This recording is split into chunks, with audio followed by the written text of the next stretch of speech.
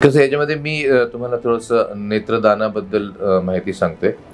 आम्ही जे साधारणतः पेशंट्स बघतो ज्यांच्यामध्ये समोर फूल पडणं किंवा टीक पडलेली असते, हे युजली मार लागल्यामुळे किंवा इन्फेक्शन झाल्यामुळे झालेलं असतं. याच्यामध्ये समोरच्या पडद्याचं ट्रान्सप्लांट, ज्याला मी कॉर्नियल ट्रान्सप्लांट म्हणतो, हे करणं अत्यावश्यक असतं. आज भारतामध्ये 15 लाख असे पेशंट्स आहेत की ज्यांना या नेत्रदान केलेल्या पडद्याची जरूर आहे की ज्याच्यामुळे ते बघू शकतील. This is kind of blindness which can be cured. तर ते सध्या आंधळे बसलेले आहेत आणि ते फक्त वाट बघतायत की आपल्याला एखादा चांगला कोणी कॉर्निया आला तर तो बदलून त्यांना थोडीफार नजर येऊन त्यांचं जीवन सुधरू शकतं किंवा त्यांचं इन्कम पण चालू होऊ शकतं. तर याच्यामध्ये नेत्रदानाबद्दल बरेचसे गैरसमज लोकांमध्ये पसरलेले आहेत. सगळ्यात महत्त्वाचं एक म्हणजे किंवा नेत्रदान केलं की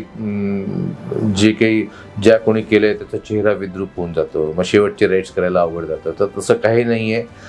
नेत्रदान केल्यानंतर आम्ही तिथे काचेचे डोळे बसवलेले असतात, पापण्या बंद केलेल्या असतात. त्याच्यामुळे रुग्णाची चेहऱ्याची काहीही परिस्थिती बदलत नाही.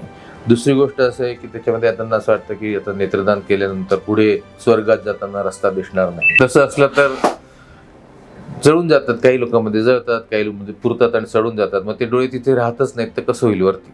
म्हणजे तो पण एक साधारणतः गैरसमज आहे, तो नाहीसा करायला हरकत नाही.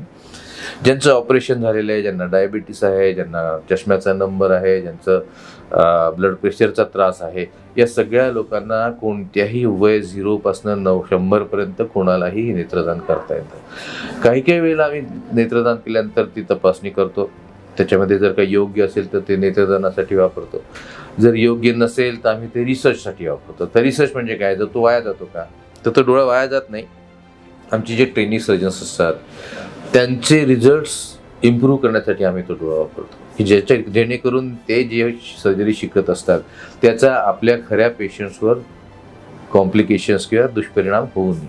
त्यामुळे हे शेवटी अल्टिमेटली रुग्णांना जे आम्ही सर्व्हिसेस देतो ते इम्प्रूव्ह करण्यासाठी ही रिसर्चची मेथडॉलॉजी जी आहे ती आम्ही वापरतो. साधारणतः जर का लक्षात आलं की बाबा यांची इच्छा आहे नेत्रदान करायची, तर काय रस्ता, काय करावं?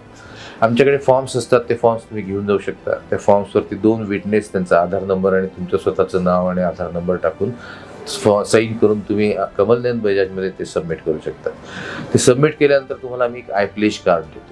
तर प्लेज कार्ड तुम्ही तुमच्याकडे ठेवू शकता, जेणेकरून तुमच्या नातेवाईकांना हे समजतं की तुम्हाला मरणोत्तर नेत्रदान करायची इच्छा आहे आणि त्याची आम्ही सोय करू शकतो.